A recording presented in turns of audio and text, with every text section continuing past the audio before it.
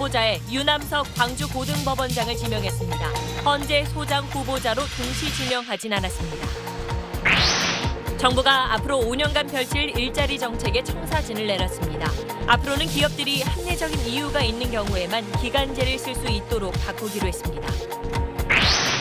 박근혜 전 대통령이 구치소에서 인권 침해를 당했다며 국제사회에 문제 제기하려는 움직임이 있다는 외신 보도가 나왔습니다.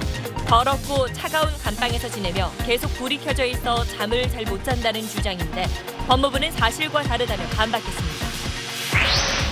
조영남 씨의 그림 대작 사건 1심 재판에서 법원이 유죄를 인정하고 징역 10개월에 집행유예 2년을 선고했습니다. 그림을 대신 그린 사람을 조수가 아닌 작품에 독자적으로 참여한 작가로 봐야 한다며 조 씨의 행위는 사기에 해당한다고 판결했습니다. 미국 본토와 일본에 있던 미군 전투기들이 은밀하게 한반도로 들어와 훈련 중인 걸로 확인됐습니다. 대북 군사 옵션 가동에 대비한 예행 연습이란 분석이 나옵니다. 단독 보도합니다. 사관학교에서 이성교제 중인 생도들에 대해 이른바 연애 장부를 만들어 관리하고 있는 걸로 확인됐습니다. 교제 시작 시기와 거주 지역 등을 관리했고 보고 없이 몰래 사귀다 적발되면 징계까지 했습니다. 플레이오프가 열리는 야구장에 암표가 기승을 부리고 있습니다. 반입이 금지된 소주를 물병에 담아 파는가 하면 관람객들이 몰래 술을 숨겨 들어와 마시는 일도 많습니다. 기동 취재했습니다. 서울 강남역 근처에서 50대 여성이 몰던 승용차가 상가 1층으로 돌진하는 사고가 일어났습니다. 상가 안에 있던 손님을 포함해 6명이 다쳐 병원으로 옮겨졌습니다. 부실 시공 논란이 끊이질 않는 4대강 수중보에 심각한 균열이 있는 걸로 확인됐습니다. 지난 2013년 감사원이 설계에 문제가 있다고 지적한 뒤에도 땜질 수리만 해왔는데 이제는 하자 보수 기간이 끝나 앞으로는 보수 비용을 모두 혈세로 메워야 할 판입니다.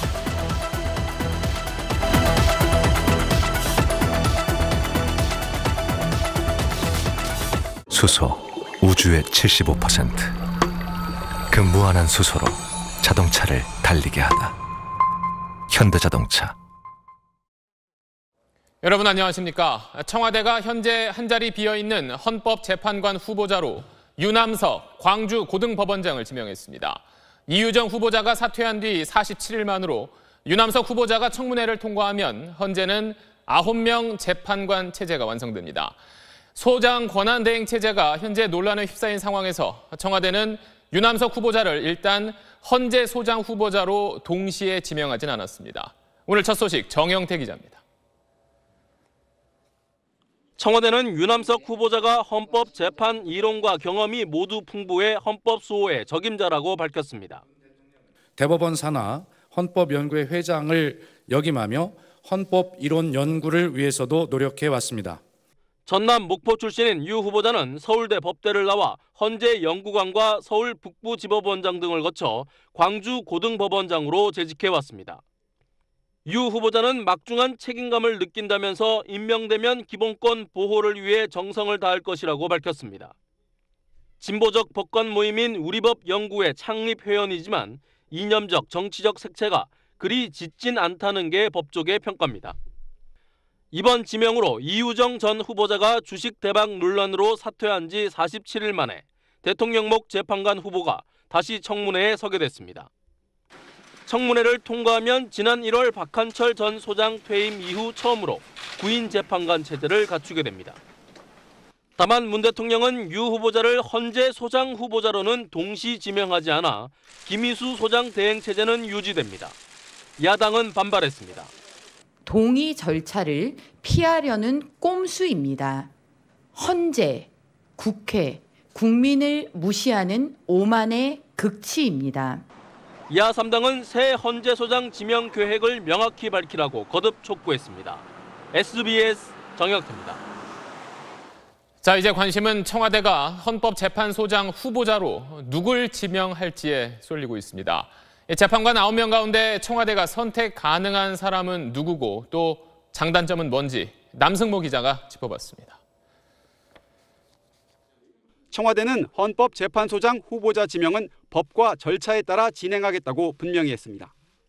헌법재판소법을 보면 헌재 소장은 현직 재판관 9명 가운데 대통령이 지명하게 돼 있습니다.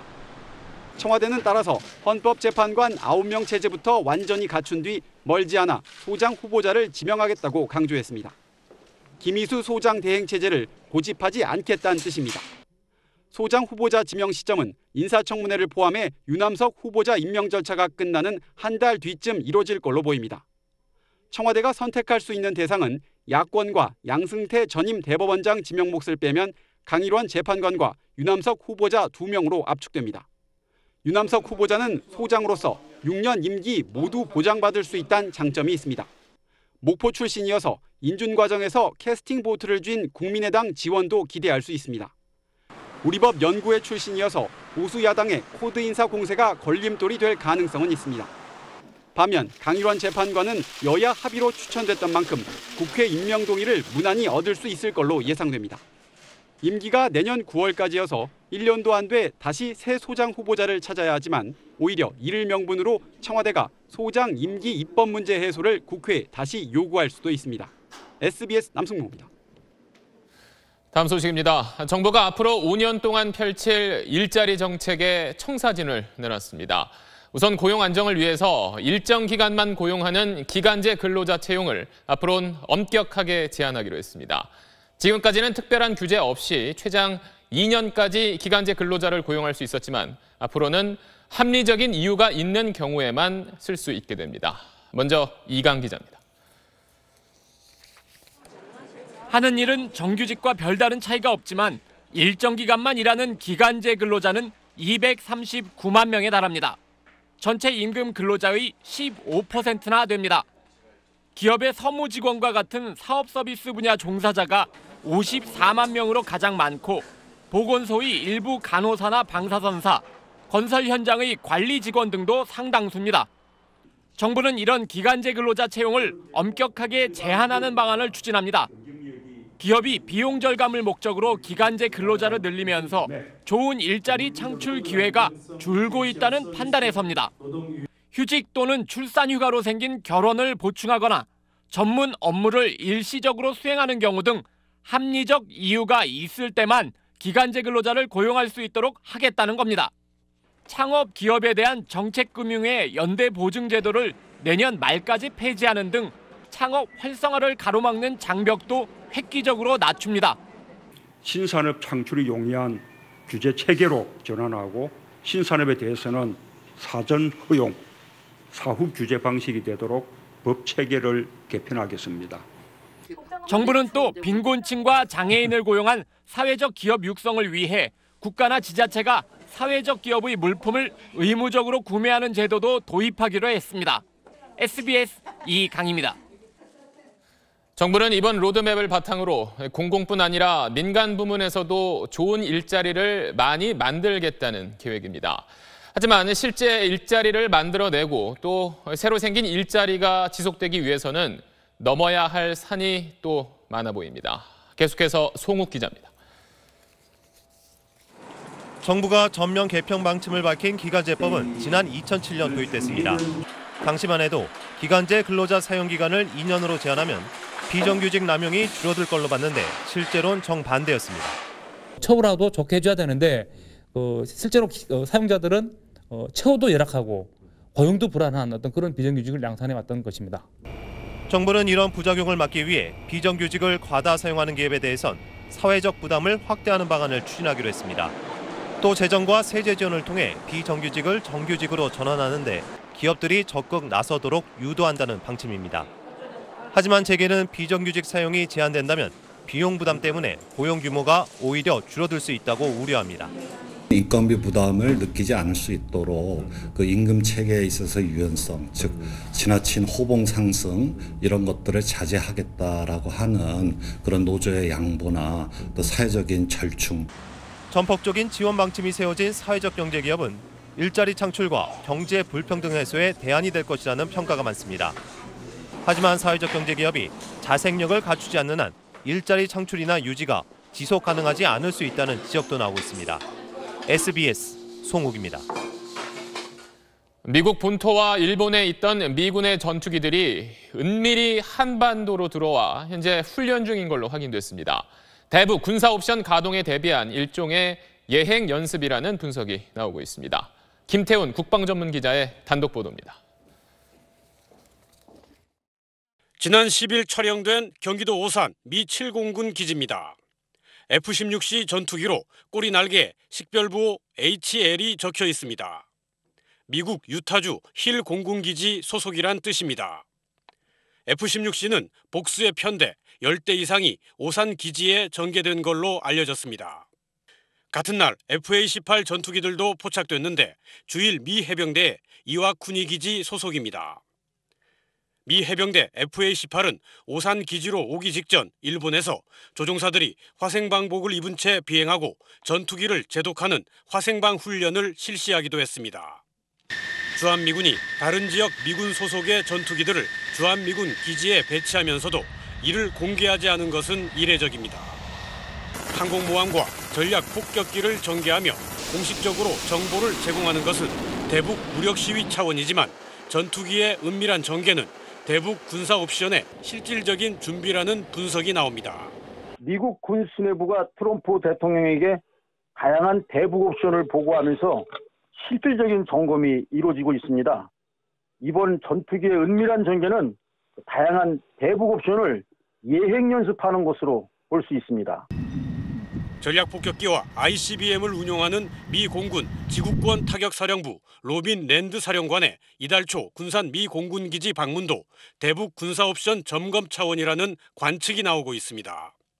SBS 김태훈입니다. 공무원의 집 마당에서 땅에 묻어뒀던 현금 수천만 원이 나왔습니다. 이 많은 돈이 대체 어디서 난 건지 또 어떻게 발견된 건지 이 내용 잠시 뒤 자세히 전해드립니다.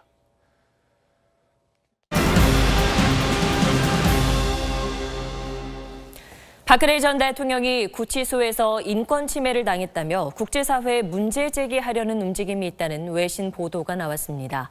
며칠 전 법원의 구속기간 연장 결정에 항의해 국내 변호인단이 총사퇴한 상황이어서 여러 궁금증이 일고 있습니다. 먼저 CNN 보도 내용부터 알아보겠습니다. 워싱턴 정하석 특파원입니다. 미국 CNN 방송이 박근혜 전 대통령의 국제 법무를 맡고 있는 MH그룹의 한 문건을 입수했다고 보도했습니다.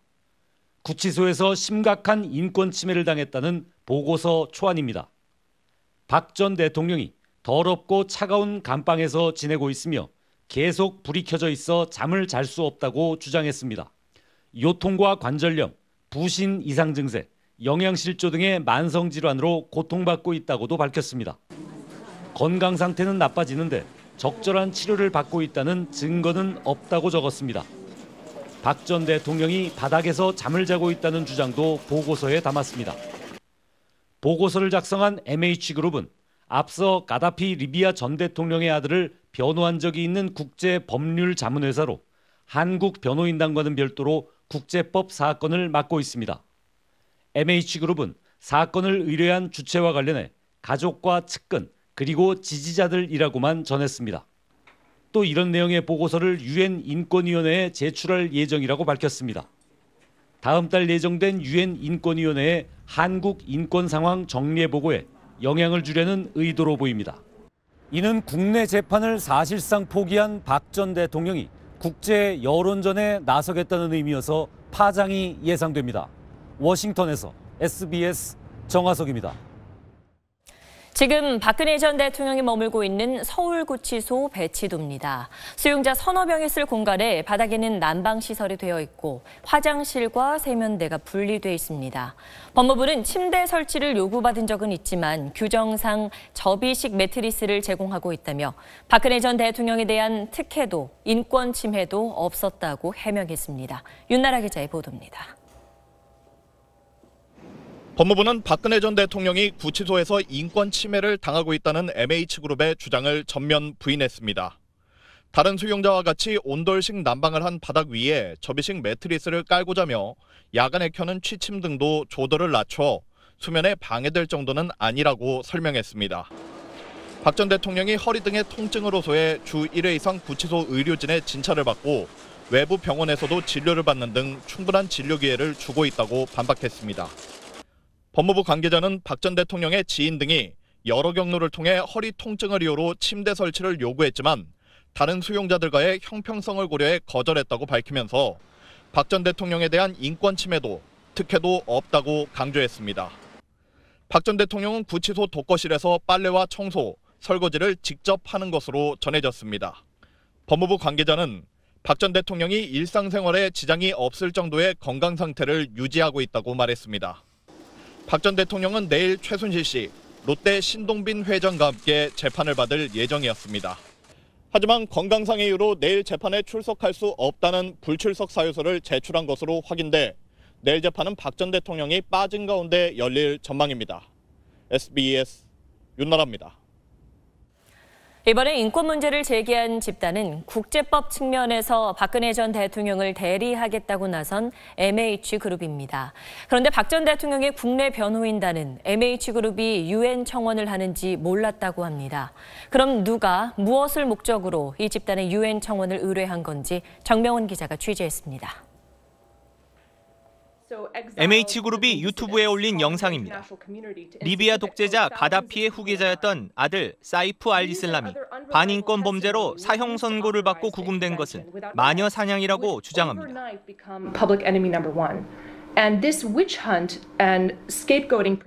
가운데 여성이 MH그룹 대표 미샤나 호세이니운입니다. 이 사람 명의로 지난 8월 15일 배포된 자료입니다. 박 전 대통령의 가족과 측근 그리고 지지자들이 박 전 대통령 구금의 문제 제기를 시작했고 MH그룹이 국제 변호사를 통해 인권에 관한 유엔 실무그룹에 긴급 심의를 요청했다고 돼 있습니다. 자의적인 불법 구금이라는 주장입니다. 그러면서 다음 달 9일 유엔 인권이사회가 한국의 인권 상황을 정례 검토할 때 문제 제기를 하겠다고 합니다. 그럼 누가 MH그룹에게 의뢰했을까? 박 전 대통령 제부인 신동욱 공화당 총재는 SBS와 통화에서 지난 8월 미국 실리콘밸리에서 사업하는 한인 교포들이 유엔에 청원하겠다며 참여 의사를 물었고 자신은 고사했다고 밝혔습니다. 탄핵 심판에 참여했다가 미국으로 간 김평우 변호사가 관여했을 거란 말도 나옵니다. 그 뒤 MH그룹의 서한이 채택돼 유엔에서 조사가 진행되고 있다는 광고가 지난달 국내 신문에 실렸습니다. 만약 유엔 실무그룹이 청원을 받아들여 정식 조사가 필요하다고 판단하면 한국 정부에 답변을 요청하게 되는데 그런 요청은 아직 없었던 걸로 SBS 취재 결과 확인됐습니다. 또 한국 인권 상황에 대한 비정부 기구의 의견 개진은 이미 지난 3월 끝난 상태여서 MH그룹이 다음 달 문제 제기를 해도 반영되기 어렵다고 외교부 당국자는 밝혔습니다. 결국 유엔 청원 움직임은 실효를 기대하기 어려운 상황에서 벌이는 언론 플레이란 해석이 많습니다. SBS 정명훈입니다. 가수 조영남 씨의 이름으로 2,800만 원에 팔린 작품 병마용갱입니다. 조 씨는 아이디어만 제공하고 그림 대부분은 대작 화가가 그린 것으로 확인됐는데 검찰은 이런 식으로 그림을 판 조영남 씨를 사기 혐의로 재판에 넘겼고 오늘 법원은 유죄를 인정했습니다. 먼저 류란 기자가 보도합니다. 가수 조영남 씨는 전시회를 40차례나 열고 스스로를 화가 겸 가수라는 뜻의 화수라고 불렀습니다. 초기엔 화투를 잘라붙이는 기법을 썼지만 2009년 대작 화가 송기천 씨에게 작업을 맡기면서 세밀한 묘사와 원근법이 더해진 회화로 바뀌었습니다. 조 씨는 이렇게 제작된 그림에 일부 덧칠 정도를 하고 자신의 작품이라며 모두 21점을 팔아 1억 5천만 원 넘게 벌었습니다. 1심 재판부는 이를 사기 행위로 봤습니다. 대작 여부는 구매 판단이나 가격 결정에 영향을 미치는 만큼 구매자에게 알릴 의무가 있다는 겁니다. 실제 조 씨가 여러 차례 조수가 한 명도 없다고 인터뷰한 자료 등이 증거로 제출돼 대중과 구매자를 고의로 속이려 했다는 점이 인정됐습니다. 자신이 아이디어를 제공했고 조수의 도움으로 그림을 그리는 게 미술계 관행이라는 조 씨의 주장에 대해선 회화에선 표현 기법이 중요한데 송 씨가 조 씨보다 수준이 월등히 뛰어나 오히려 독립적인 작가로 봐야 한다고 지적했습니다. 작품이 수천만 원에 팔렸는데도 송 씨에게 보수로 점당 10만 원을 준 것에 대해선 수많은 무명 작가에게 상처와 자괴감을 안긴 행동이었다고 지적했습니다. 그리고 조 씨에 대해 징역 10개월에 집행유예 2년을 선고했습니다. SBS 유란입니다. 대작 의혹이 처음 불거졌을 때 조영남 씨는 미술계의 관행이라고 주장했고 몇몇 평론가가 이에 동조하며 논란이 뜨거웠습니다. 그럼 미술 작품을 만들 때 다른 사람의 손을 빌리는 건 어디까지 관행으로 인정될까요? 권혜리 기자가 취재했습니다.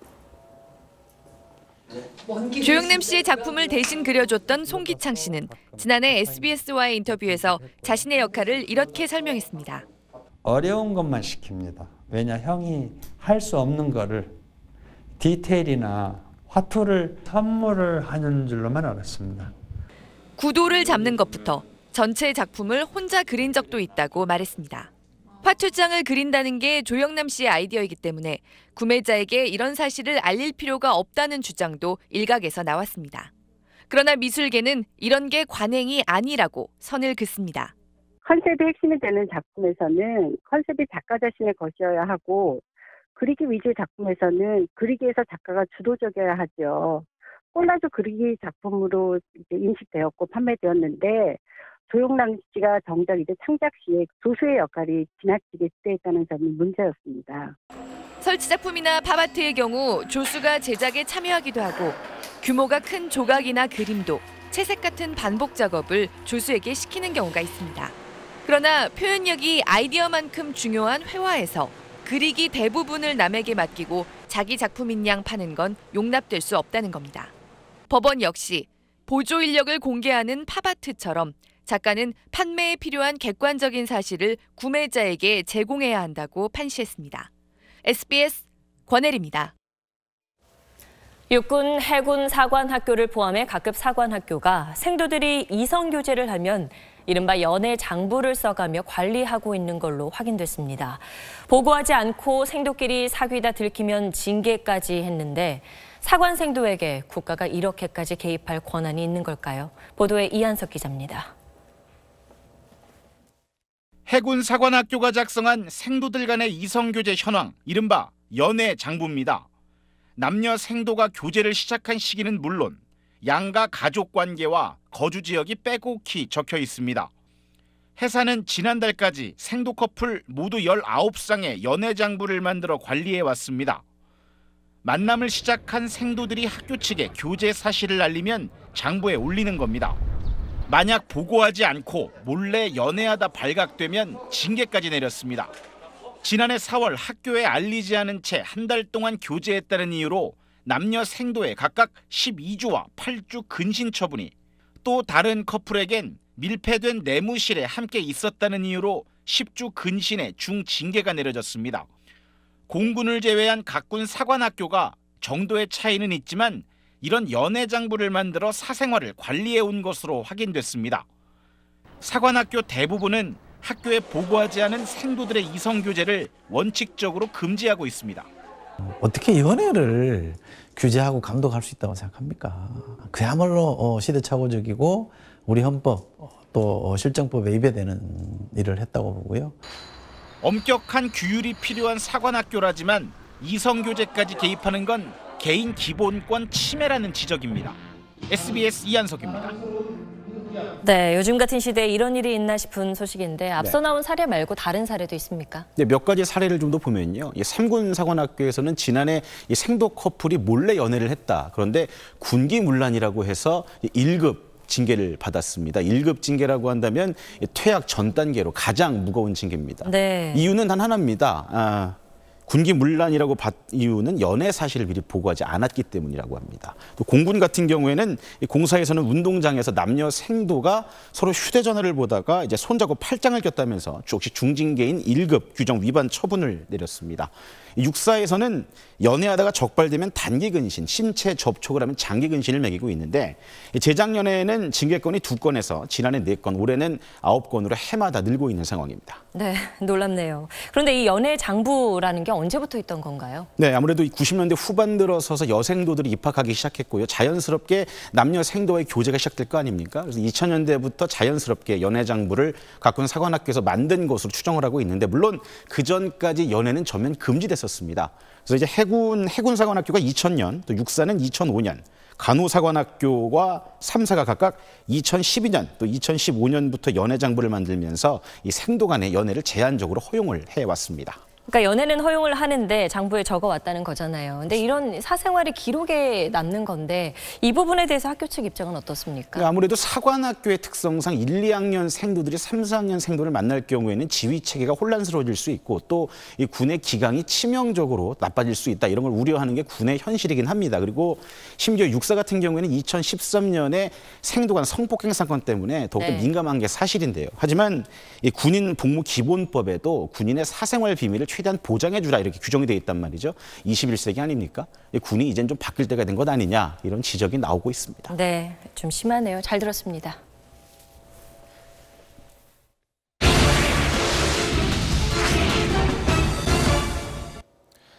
본격적인 가을 야구가 시작되면서 요즘 야구장을 찾는 발길이 늘고 있습니다. 그런데 프로야구 관중 800만 시대 여전히 반입이 금지된 술을 이렇게 물병에 담아 파는가 하면 아예 밖에서 몰래 숨겨 들여와 마시는 일까지 많다고 합니다. 여기에 암표까지 기승을 부리면서 눈살을 찌푸리게 하고 있습니다. 기동 취재 이호건 기자입니다. 플레이오프 1차전 경기를 앞둔 어제 저녁 서울 잠실야구장 앞. 인파 속에서 한 사람이 취재진에게 다가옵니다. 양대 비자서 오늘 같은 날 사장님 이거 10만 원을 주셔야 돼요. 제가 전화번호 하나 드릴게요. 연락처가 적힌 명함을 건네는 암표상입니다.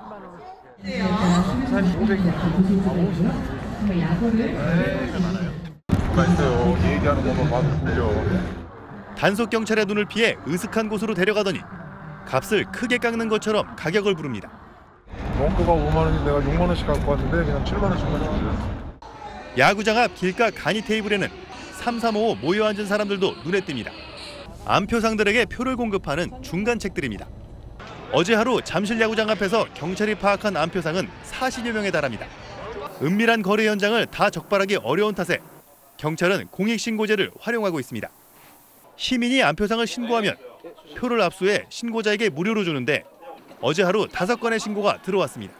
아니라고요. 아니 압니다. 선생님 경범죄 처벌법 3조 2 항 아는데 진보층 제지. 야구장 앞 노점상에는 빈 물병과 빈 맥주 페트병이 쌓여 있습니다.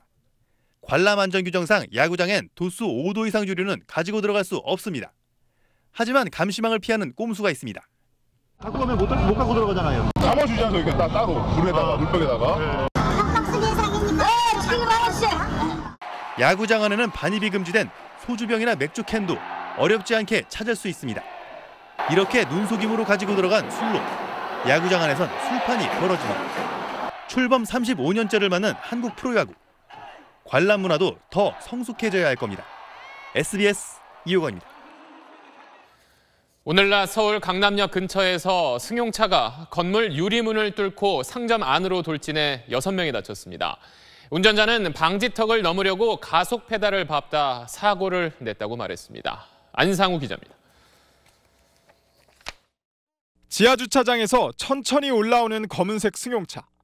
갑자기 속도를 올리더니 맞은편 건물에 충돌하고 다시 크게 방향을 바꿉니다. 그러다 결국 다른 건물 안으로 돌진합니다. 사람들이 황급히 몸을 피하려 하지만 역부족입니다. 유리문을 뚫고 들어온 승용차 때문에 상가하는 아수라장이 됐습니다. 오늘 낮 12시 40분쯤 57살 A씨가 몰던 승용차가 건물로 돌진하면서 45살 B씨 등 모두 6명이 다쳐 병원으로 옮겨졌습니다. 경찰 조사에서 운전자 A씨는 뒷바퀴가 주차장 출구 방지턱에 걸려 빠져나오려 엑셀을 밟는 과정에서 실수로 사고를 냈다고 말했습니다. 차량의 결함에 대한 부분은 언급하지 않고 있습니다. 그러니까 우측 뒷바퀴 걸리니까 그걸 빠져나오기 위해서 이제 가속 페달을 조정하는 과정이 그렇게 됐다고 그래요. 갑작스런 차량 돌진 소동에 근처를 지나던 사람들은 놀란 가슴을 쓸어내렸습니다. 청심환 같은 것도 뭐 한두 번은 놀래갖고 오시니까 일단 제가 우선 많이 놀랬기 때문에 저도 청심환을 한 번에 뭐 2-3병씩도 먹고 그랬으니까 그 정도로 깜짝 놀랄 만한 일이었었어요. 경찰은 운전자 A씨를 과실치상 혐의로 입건하고 피해자와 목격자 등을 상대로 정확한 사고 경위를 조사하고 있습니다. SBS 안상우입니다. 전남 보성군청 소속 공무원들의 집에서 수천만 원의 현금 뭉치가 발견돼 검찰이 수사를 벌이고 있습니다. 이들은 업체로부터 받은 뇌물 가운데 일부를 군수에게 건네고 나머지는 자기의 집에 보관해온 걸로 드러났습니다. KBC 이상환 기자입니다. 지난 8월 검찰이 수색에 나섰던 보성군 계약 담당 공무원의 집입니다. 마당 한쪽을 파내자 검정 비닐봉지와 김치통 안에 들어있던 현금 다발이 드러납니다. 무려 7,500만 원이 묻혀 있었습니다. 또 다른 보성군 직원의 집에서도 현금 다발 2,500만 원이 발견됐습니다. 모두 광급공사 수주를 위해 업체들이 이용부 보성군수에게 전달하려 한 뇌물 중 일부입니다. 두 직원은 미처 이 군수에게 주지 못한 현금을 땅속이나 책장에 보관해 오다 검찰 조사 과정에서 들통이 났습니다. 신고를 했다 그러니까 세부적인 것은 전혀 몰라요. 저희가 이제 검찰에서 서면으로 통보가 오면 그때 적극적인 검토를 다 해야죠. 두 직원이 업체들로부터 전달받은 뇌물은 42차례에 걸쳐 4억 6천만 원에 이릅니다. 이용부 보성군수는 이 중 3억 5천만 원을 받은 혐의로 구속돼 재판에 넘겨졌습니다. 검찰은 땅속에서 발견된 현금을 몰수하고 스스로 신고한 점을 감안해 두 직원을 불구속 기소했습니다. KBC 이상환입니다. 지난 3월 인천 소래포구 화재로 삶의 터전을 잃어버린 상인 수백 명이 최근 한 공원의 좌판을 열고 장사를 시작했습니다. 그런데 평소 많은 사람들이 이용하던 공원을 무단으로 점거한 거라서 주민들과 갈등을 빚고 있습니다. 그 현장을 임태우 기자가 다녀왔습니다. 인천 뱀내 천변에 조성된 시민공원에 하얀 텐트 100여 채가 빽빽이 늘어서 있습니다. 그 아래엔 상인 280여 명이 각종 수산물을 팔고 있습니다. 한 마리 10,000원 드려요. 10,000원 드려요. 불과 한 달 전만 해도 한산했던 시민공원이 번잡한 수산시장으로 변했습니다. 올해 이 공원에서 소래포구 축제가 열렸는데 그때부터 상인들이 이곳에 자리를 잡은 겁니다. 지난 3월 화재가 났던 소래포구 시장 상인들입니다. 좋아서 나온 게 아니죠. 여태까지 장사해서 아이들 가르치고 애들 결혼시키고 이렇게 하다 보니까 이제 아무것도 없는 노인데 이제 어디 가서 일도 못 하잖아요. 70인데. 인근 주민은 좌판을 당장 철거할 것을 요구하고 있습니다. 아이들이 자전거도 타고 롤러블레이드도 타던 공원이었는데 이제 어시장이 들어오면서 사실 쓰레기라든가 물이 이렇게 많아가지고 아이들이 뛰어놀 수도 없고 또 냄새가 너무 나요. 그래서 구청 측은 불탄 소래포구 어시장을 새로 짓기로 했지만 그 사이 장사할 곳은 상인들이 찾아야 한다는 입장입니다. 기부 천납 방수로 하게 되면은 이주 대책 부분은 그들 목이 또 그쪽으로 바뀌어요. 왜? 본인들이 이주 대책을 수립하고 그다음에 본인들이 이제 건축 공사를 하는 부분이라. 그러면서 다음 달엔 불법 시장을 강제 철거하는 방안을 검토 중이라고 밝혔습니다. SBS 임태우입니다. 열차 사이의 충돌 위험처럼 선로 위에서 비상 상황이 발생하면 기관사는 무선 방호 장치를 이용해 후속 열차나 반대 선로의 열차를 강제로 멈추게 할 수 있습니다. 2차 사고를 막기 위해서인데 현재 운행 중인 KTX의 절반 이상은 이 장치가 없는 걸로 확인됐습니다. 박수진 기자가 취재했습니다. 4년 전 21명의 부상자가 발생한 대구역 열차 추돌 사고. KTX가 신호를 착각하고 출발한 무궁화호와 충돌해 선로를 탈선했고 다시 반대편에서 오던 또 다른 KTX가 탈선한 열차를 들이받은 사고였습니다.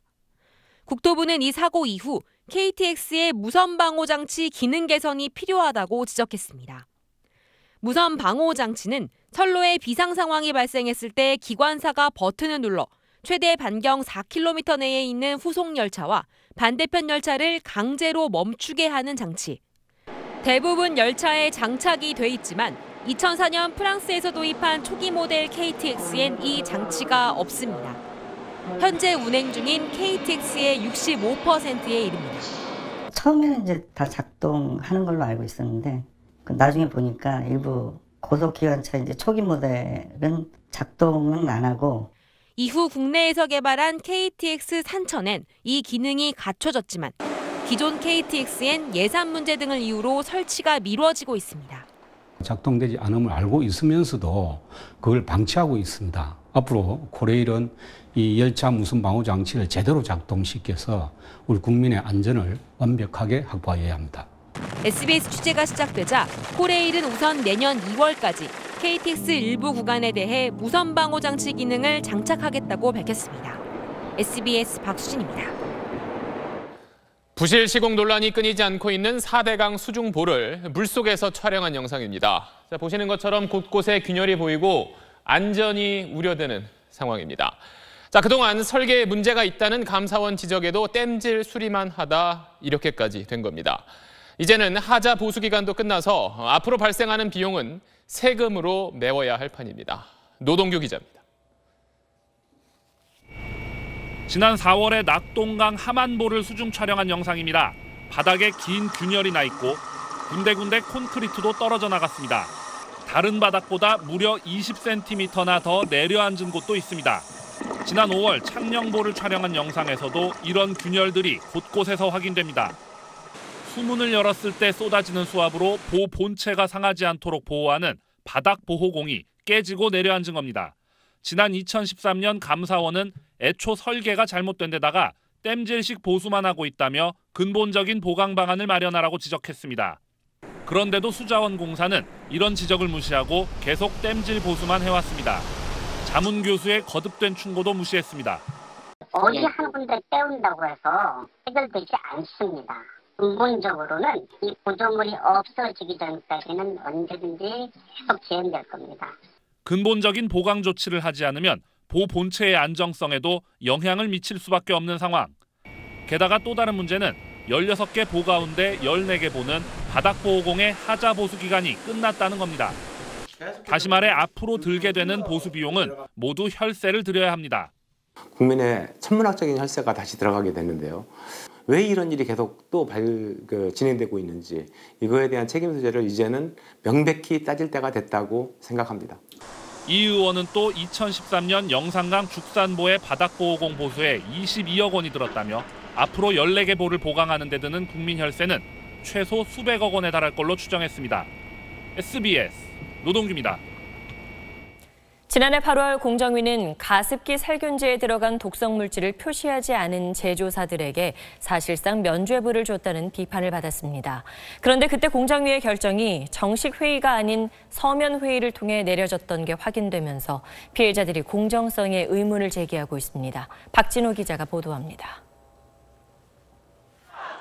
애경과 SK케미칼이 가습기 살균제 제품의 독성 물질 표기를 누락한 사건에 대해 공정거래위원회 소위원회가 인체 유해성이 확인되지 않았다며 심의 절차 종료 결정을 내린 건 지난해 8월 19일입니다. 하지만 공정위 일정을 찾아봐도 19일에 회의가 열렸다는 일정은 없습니다. 공정위는 이에 대해 서면 회의로 결정했다고 설명했는데 사회적 관심이 집중된 중요한 사안을 공정위 위원들이 모이지도 않고 결정했다는 겁니다.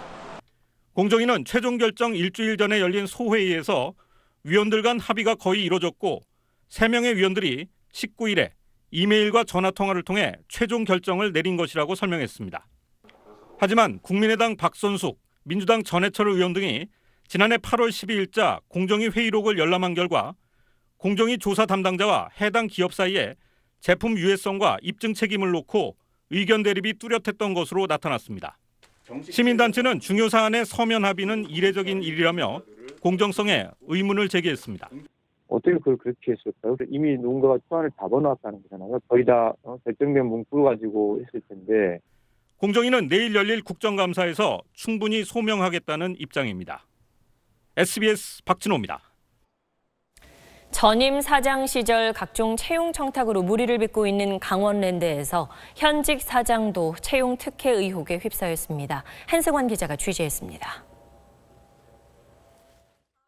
지난 2월 진행된 강원랜드의 임원 채용 관련 면접 결과표입니다.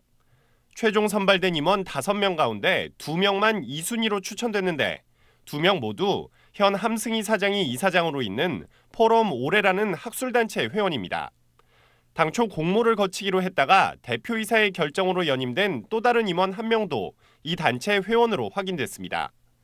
특정 단체 회원에게 채용 특혜를 준 것 아니냐는 의혹이 제기되는 대목입니다.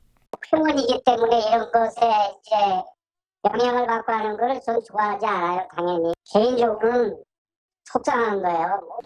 포럼 올해는 친박연대 최고위원 등을 역임한 함승희 강원랜드 사장이 지난 2008년 설립했는데 박근혜 전 대통령이 이 단체 모임에 참석하기도 한 친박 외곽 지원단체로 알려져 있습니다. 현재 강원랜드 이사진 12명 가운데 함승희 사장을 포함한 5명이 이 단체 회원이고 사장이 추천하는 강원랜드의 7개 위원회 외부 인사 55명 가운데 9명 역시 회원입니다. 전문성을 중시한 공정하고 투명한 인사가 됨에도 불구하고 사조직화해버리는. 강원랜드 측은 임원 채용과 관련해 규정을 어기지 않았고 각 분야의 인재로 구성된 학술단체에서 인물을 등용하는 건 오히려 바람직한 것으로 판단한다고 밝혔습니다. SBS 한승환입니다. 시진핑 주석의 집권 2기 시대를 여는 중국 공산당 당대회가 막을 올렸습니다.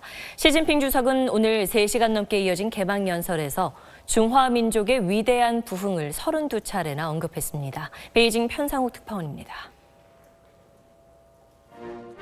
중국 공산당 19차 당대회에는 9천만 명 가까운 중국 공산당원을 대표해 2,300여 명의 전국 대표가 참석했습니다. 장쩌민과 후진타오 전 국가주석도 시진핑 주석의 바로 뒤에 입장해 건재를 과시했습니다. 시 주석은 무려 3시간 넘게 이어진 개막식 연설로 집권 2기를 열었습니다.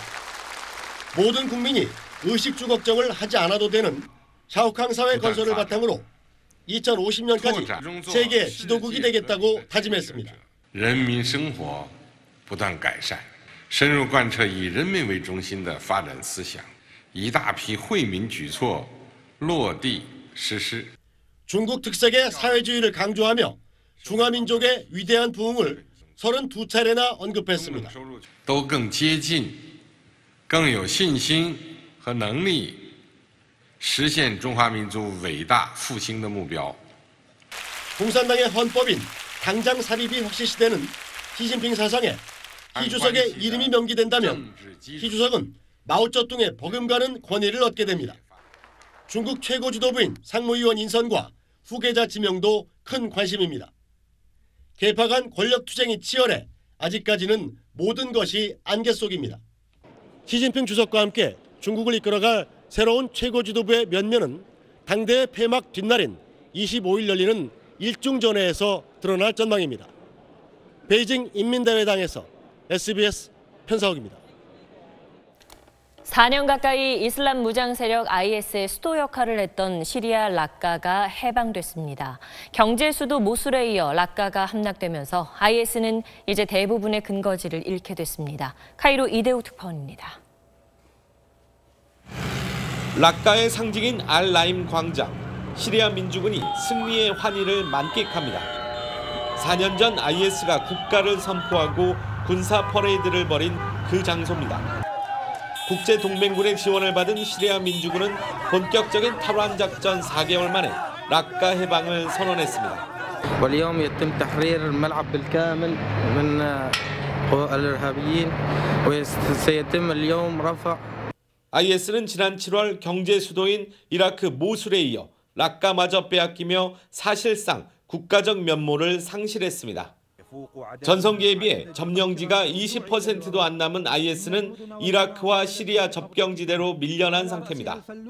최고 지도자 알-바그다디도 이곳에 있는 것으로 추정됩니다.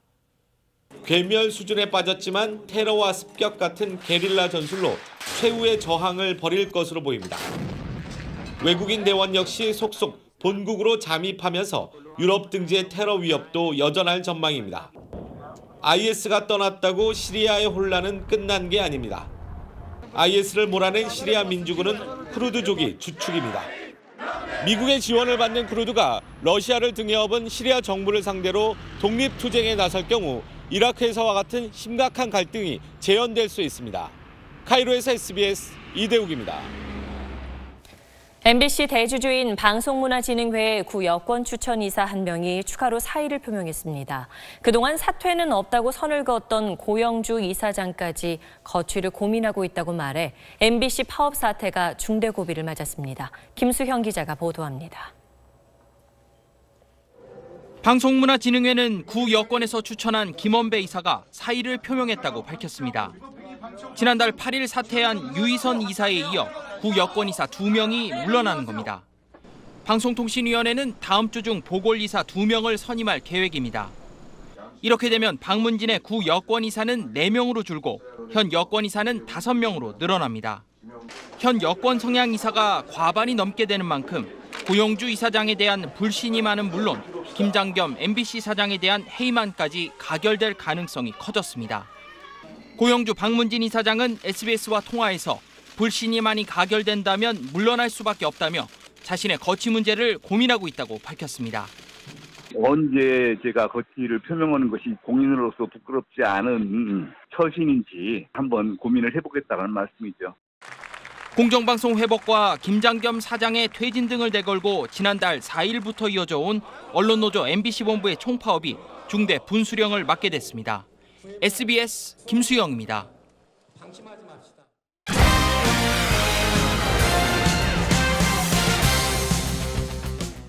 평창올림픽에서 사상 첫 메달에 도전하는 봅슬레이 스켈레톤 대표팀이 올림픽 트랙에서 실전 테스트를 치렀습니다. 분위기가 아주 뜨거웠습니다. 최희진 기자입니다.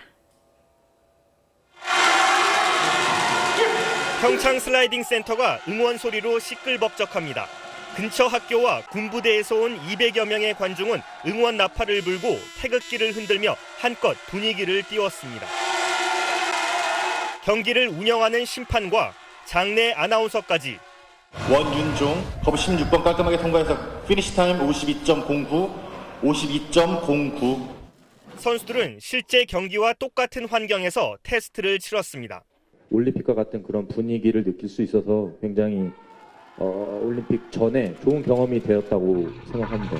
홈트랙의 이점을 살리기 위해 대표팀은 지난 3주간 평창 슬라이딩 센터에서 하루 8번 주행이라는 강행군을 소화했습니다. 소치 올림픽 때 개최국 러시아에 금메달 2개를 안겼던 캐나다 출신 루더스 신임 코치를 비롯해 외국인 코치들도 모두 합류해 금빛 프로젝트를 돕고 있습니다.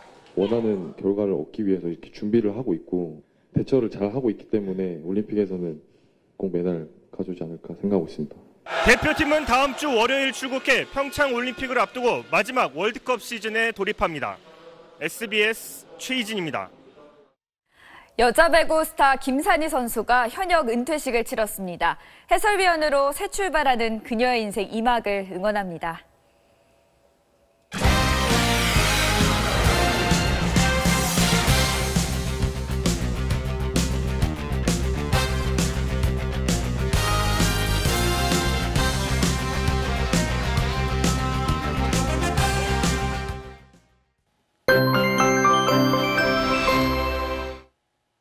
오락가락 내리는 비에 쌀쌀한 하루였습니다. 중부지방은 내일 아침까지, 동해안 지방은 내일 낮까지 산발적으로 빗방울이 조금 더 떨어지겠습니다. 이후로 다시 구름이 걷히고 선선한 가을 날씨가 이어지겠습니다. 기온도 크게 오르겠는데요. 내일 서울의 한낮 기온은 22도, 광주 23도로 오늘보다 2, 3도 정도 높겠습니다.